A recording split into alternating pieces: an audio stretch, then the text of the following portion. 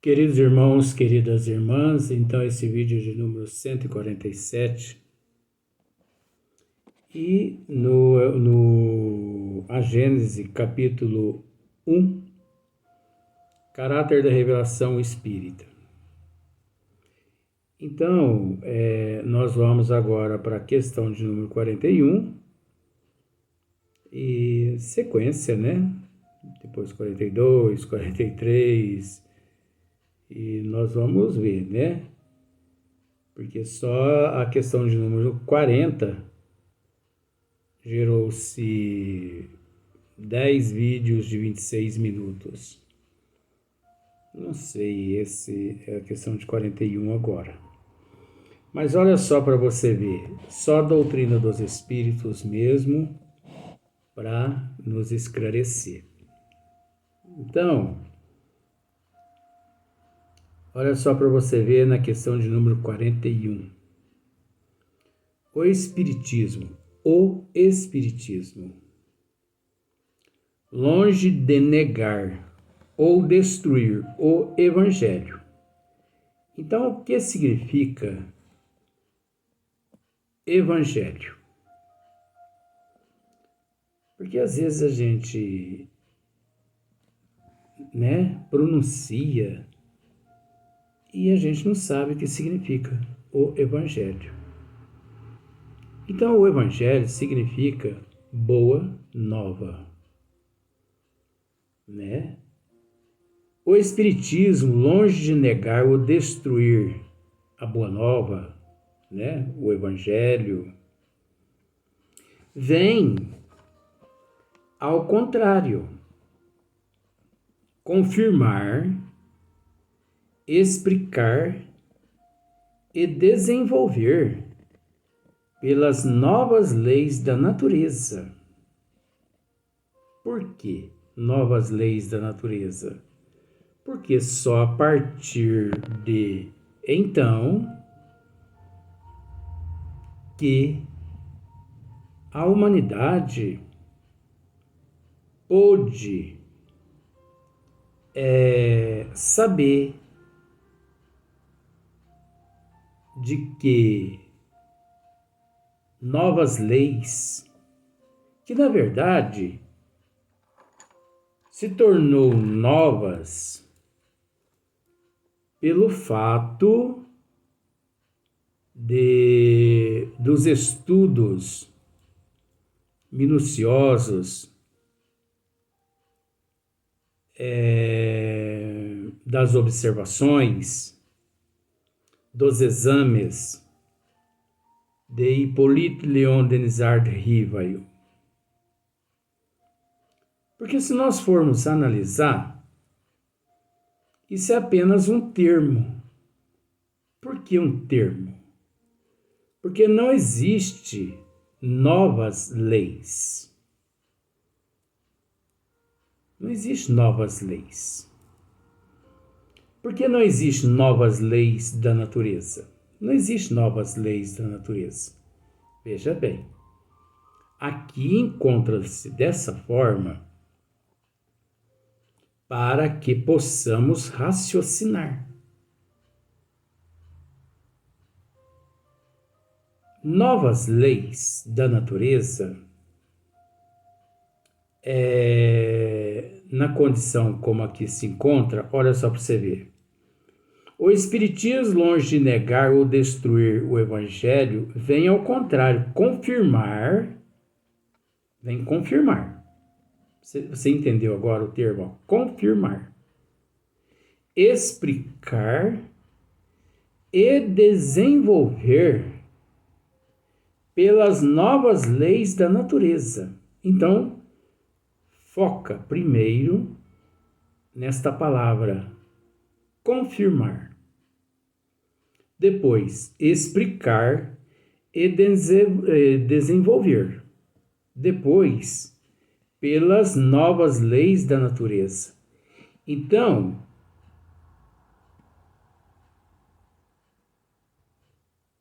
se torna novas leis aqueles ignorantes de conhecimento. aqueles ignorantes dos desígnios das leis de Deus. Até porque aqueles detentores dos desígnios das leis de Deus, ele, obviamente, ignora essa expressão, ignora esse termo. Por que que ele ignora? Porque ele sabe que não existem novas leis da natureza.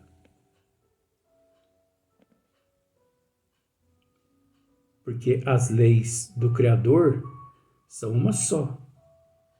Então se tornou novas leis para aqueles, ignorantes de causa, de efeito. Então, olha só para você ver, que revela tudo quanto Cristo disse e fez. Então, o Espiritismo, ele revela tudo quanto Cristo disse e fez. Elucida os pontos obscuros do ensino cristão. O Espiritismo, ele elucida os pontos obscuros do ensino cristão, de tal sorte que aqueles para quem eram ininteligíveis certas partes do Evangelho, ou pareciam inadmissíveis, as compreendem e admitem, sem dificuldade, com o auxílio dessa doutrina. Veem melhor o seu alcance e podem distinguir entre a realidade e a alegoria. O Cristo lhes parece maior.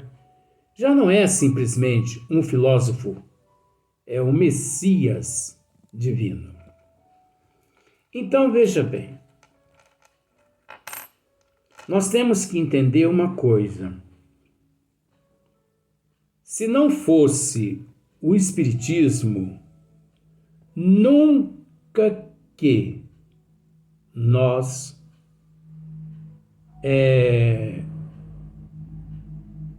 descobriríamos o verdadeiro sentido da vida. Por quê? Vamos analisar por partes. Porque nós precisamos entender que tudo que encontra-se no Evangelho segundo o Espiritismo, vamos assim dizer, praticamente o Cristo, há 2000 anos atrás, ele quase que tudo que se encontra no Evangelho segundo o Espiritismo, ele trouxe e nos delegou há 2000 anos atrás. Só que as doutrinas, as teologias, as ciências, o anticristo infiltrado, principalmente no catolicismo, no cristianismo, o anticristo que encontrava-se infiltrado no cristianismo, eles pegaram todas essas leis de Deus trazidas por nosso Senhor Jesus Cristo e colocaram embaixo do tapete. E, obviamente, nos concílios, principalmente nos concílios ecumênicos, porque existiram vários, eles distorceram tudo aquilo que o Cristo de Deus trouxe o Cristo. As leis de Deus ele trouxe a todos nós. Então esses seres, essas ciências, essas teologias, essas religiões distorceram tudo, mas sobre a influência das trevas, sobre a influência do anticristo, da erraticidade, os charlatões, os mistificadores, os impostores da erraticidade e também os charlatões, os impostores, os mistificadores,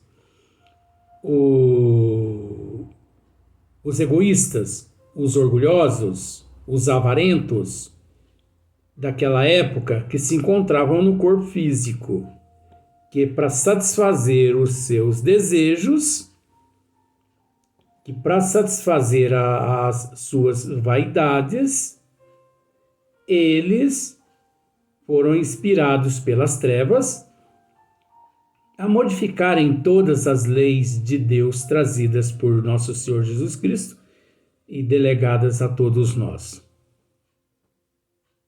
Então, se nós pararmos para analisar tudo que encontra-se contidos no Evangelho segundo o Espiritismo, que significa Evangelho, a Boa Nova, é nada mais, nada menos do que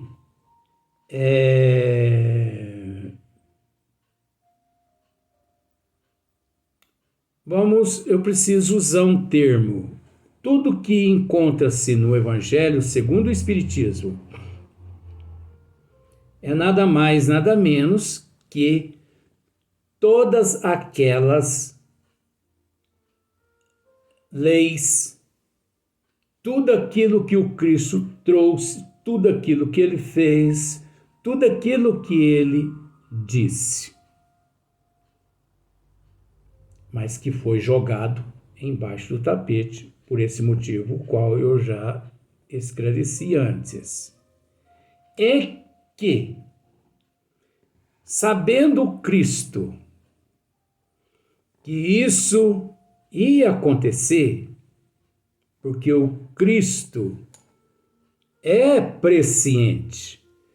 Luiz, mas não seria o passado? Ele não era presciente? Não.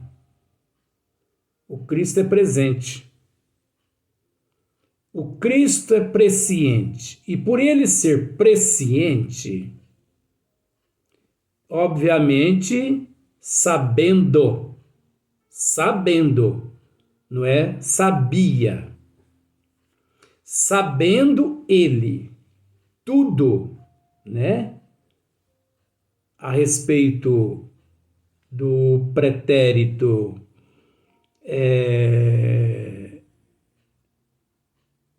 o pretérito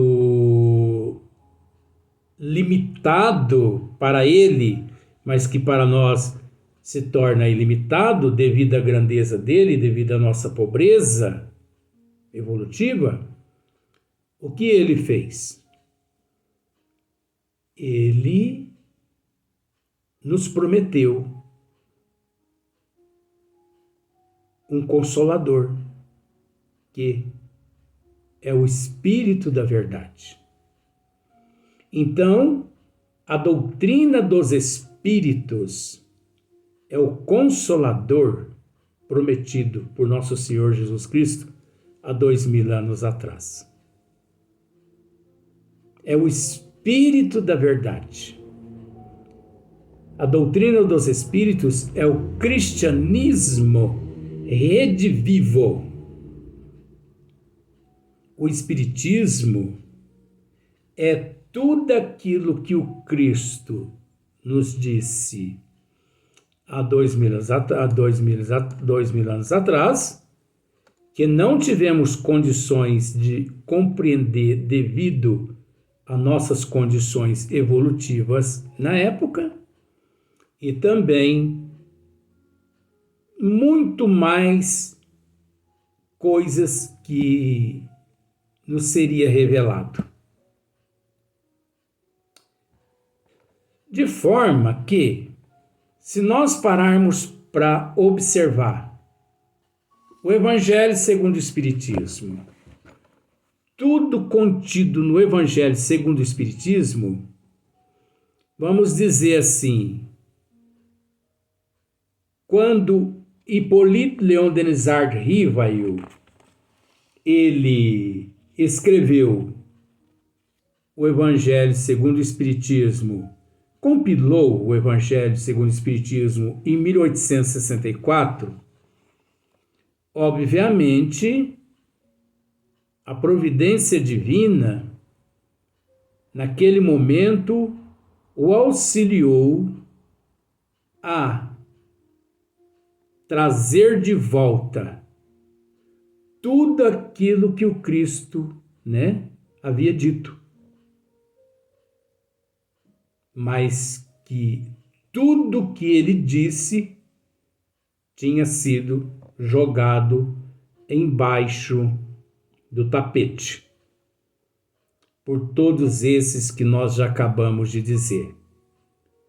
E também onde muitos distorceram as leis de Deus. De certa forma, eles não ignoraram as leis de Deus, mas eles distorceram, porque eles não podiam ignorar. Porque se eles ignorassem, obviamente, ninguém acreditaria naquela distorção. Mas eles, como se diz o ditado assim, eles trocaram. Então, por exemplo, assim, 2 mais 2 a gente sabe que é 4. Eu gosto dessas colocações assim para ficar facinho. Nós sabemos que 2 mais 2 é 4. Só que, para beneficiá-los, eles não podiam dizer que 2 mais 2 é 4. Eles tinham que dizer que 2 mais 2 é 5. E a lavagem cerebral, na época, tão grande quanto 2023, tão grande, que os seres sempre acreditaram, os cobaias de cabresto na cara. Sempre acreditaram nessas distorções todas. Então, nós vamos tratar de algo que encontra-se aqui no prefácio do Evangelho segundo o Espiritismo, graças à questão de número 41, que nós estamos esmiuçando, para você ver. Mas nós vamos retornar novamente a ler aqui a questão de número 41, para que fique na memória das pessoas, para a hora que a gente for no segundo vídeo esclarecer algo a respeito, a pessoa possa recordar. Então, o Espiritismo, longe de negar ou destruir o Evangelho, que seria a Boa Nova, então o Espiritismo ele não veio negar nada e nem destruir nada. Ele não veio, o Espiritismo não veio assim para ficar contrário a leis nenhuma, vem ao contrário. O Espiritismo vem ao contrário. Confirmar tudo que o Cristo havia dito, tudo que ele havia feito. O Espiritismo vem explicar tudo que o Cristo fez, tudo que o Cristo deixou de fazer, tudo que o Cristo explicou. O Espiritismo, ele vem desenvolver tudo que o Cristo esclareceu, né? Pelas novas leis da natureza, que nós já esclarecemos. Não é o sentido de novas leis da natureza, porque não existe novas leis da natureza, e sim incompreensão, ignorância dos desígnios das leis de Deus, mas obedecemos à forma como Kardec assim deixou, porque essa é uma questão de desigualdade evolutiva.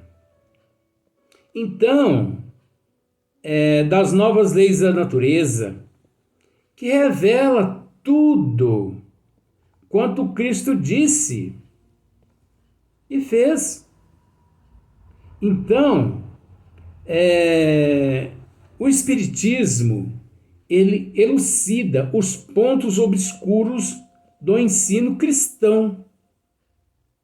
O Espiritismo elucida os pontos obscuros do ensino cristão, de tal sorte que aqueles para quem eram ininteligíveis certas partes, porque muitas partes sempre foram assim ininteligíveis, né?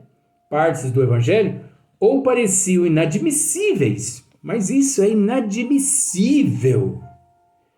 Eu não creio nos evangelhos, né? Por que evangelhos? Porque existe o evangelho de Mateus, de Marcos, depois nós vamos explicar isso aqui no segundo vídeo.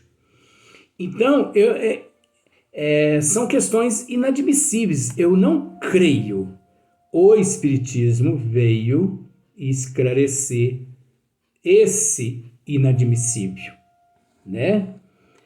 Então, as compreendem e admitem. Então, a partir do momento que veio o Espiritismo e nos esclareceu tudo isso, né? Todo esse processo inadmissível, ininteligível, né? Passou a ser compreendido, onde muitos, né? Já admitem. Muitos já admitem depois da codificação da doutrina dos espíritos. Agora, esse muito também é relativo. Por que é relativo? Porque nós sabemos que praticamente no mundo, menos de 5% da população mundial, ela tem conhecimento dos desígnios das leis de Deus trazidas por nosso Senhor Jesus Cristo através da codificação da doutrina dos espíritos. Mas já é alguma coisa, né?